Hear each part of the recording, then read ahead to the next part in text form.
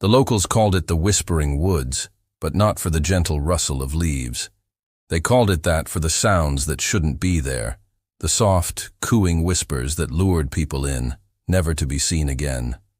Elias, a man whose grief was a heavier burden than the pack on his back, didn't care about the local legends. He only cared that his little sister, Lily, had vanished near its edge 3 days ago. He pushed past a curtain of mossy vines, the air growing cold and still.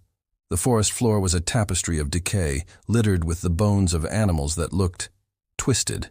Rib cages were bent at unnatural angles, skulls elongated. He tried to ignore the rising knot of fear in his stomach, focusing on the small, muddy footprint he'd been tracking for the past hour. It was Lily's. It had to be. "Lily!" he shouted, his voice swallowed by the oppressive silence. The only answer was a faint, melodic hum that seemed to come from everywhere at once. It was a beautiful, yet deeply unsettling sound, like a lullaby sung by something that had never known sleep. As dusk began to bleed through the canopy, the woods transformed. The gnarled trees seemed to lean in, their branches like skeletal fingers reaching for him. The humming grew louder, weaving itself into a coherent, yet alien, whisper. So lost, so cold. It seemed to sigh. Elias's heart hammered against his ribs. It wasn't Lily's voice, but it was childlike, filled with a chilling innocence. "Who's there?" he called out, his hand instinctively going to the hunting knife on his belt. The whispering giggled, a sound like chimes made of ice. "We are the lonely. We are the forgotten." Suddenly, movement flickered in his peripheral vision. He spun around, his flashlight beam cutting through the gloom. There, perched on a low-hanging branch, was a creature that defied all reason. It was vaguely humanoid, but unnaturally thin and elongated. Its limbs were like willow branches, long and spindly, and its skin was the color of pale birch bark, mottled with patches of moss.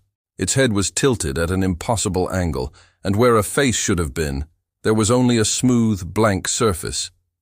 Yet he could feel its gaze on him, a palpable, psychic pressure. Elias stumbled backward, tripping over a root. The creature unfolded itself from the branch with a horrifying, fluid grace, its long limbs bending in ways no bones should. It didn't walk. It flowed across the forest floor, silent as a shadow. The whispering now came directly from it, a chorus of voices emanating from its featureless head. "Stay. Play with us. Don't be afraid." "Get back!" Elias yelled, scrambling to his feet and brandishing the knife. The creature paused, tilting its head again. The chorus of whispers shifted, a note of confusion entering the melody. Then, one voice, clearer than the rest, broke through, Lily's voice. "Elias, it's so dark. I'm scared." His blood ran cold. "Lily," he breathed, his resolve crumbling. Was she trapped inside that thing? Was she part of it? The creature took a step closer, extending a long twig-like finger.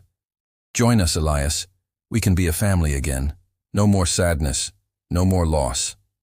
Lily's voice was now intertwined with the others, a siren's call of manipulated grief.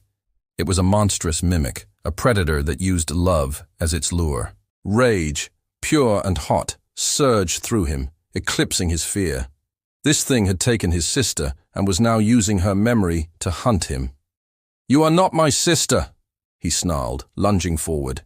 He swung the knife, but the creature was impossibly fast. It sidestepped his clumsy attack, its smooth head turning to watch him. Its long arm whipped out, not to strike, but to gently brush his cheek. The touch was freezing cold, and for a terrifying second, he heard 1,000 lonely voices in his own mind, the voices of everyone the forest had ever claimed. He saw flashes of their last moments, a lost hiker, a child chasing a butterfly, a young couple seeking a private spot. All of them lured in by whispers, all absorbed into this collective, sorrowful entity. He recoiled, shaking his head to clear the psychic noise. He understood now. It didn't kill. It consumed. It fed on loneliness and grief, adding its victim's consciousness to its own, a desperate attempt to cure its own eternal solitude. "Let her go!" Elias screamed, his voice cracking with anguish. The creature's posture seemed to droop, the whispers turning mournful. "But we are one. To let one go is to unravel." "We cannot be alone again," Lily's voice cried out. "It hurts, Elias. Make it stop." He couldn't fight it. It was too fast, too strong, and its psychological warfare was breaking him. He had to run. He had to get help. He turned and sprinted, not caring where he was going, just away. The creature didn't chase, not in the traditional sense. It simply flowed through the trees, flanking him, its whispers a constant, tormenting presence. "Don't leave us. You'll be lonely too, just like us." Branches, seemingly animated by the creature's will, snagged at his clothes, trying to hold him back. The very forest was its body. He burst through a thicket of thorns, tearing his jacket and arms, and finally saw it. A faint glimmer of moonlight on open ground, the edge of the woods. With a final, desperate burst of adrenaline, he threw himself out of the tree line and collapsed onto the cold, damp grass of the meadow beyond. He lay there, gasping for air, his body trembling uncontrollably. He turned his head and looked back. The creature stood just inside the shadows of the forest, a tall, pale silhouette against the darkness. It didn't cross the boundary. The chorus of whispers was fainter now, laced with a profound, heartbreaking sorrow. Alone. Again. Always. Alone. Lily's voice was the last he heard, a faint, fading echo. "Goodbye, Elias." The creature slowly receded, melting back into the gloom of the whispering woods, leaving Elias utterly broken in the silence of the night. He hadn't rescued his sister. He had only confirmed her fate. He was alive, but he had left a part of himself behind, trapped forever in the lonely, sorrowful whispers of the thing in the woods. And he knew, with a certainty that would haunt him for the rest of his days, that the forest would always be waiting for him to come back. Thank you so much for joining me on this terrifying journey. If you enjoyed this story and want to hear more tales from the shadows, please hit that like button. And don't forget to subscribe and turn on notifications so you never miss an episode. Stay safe out there.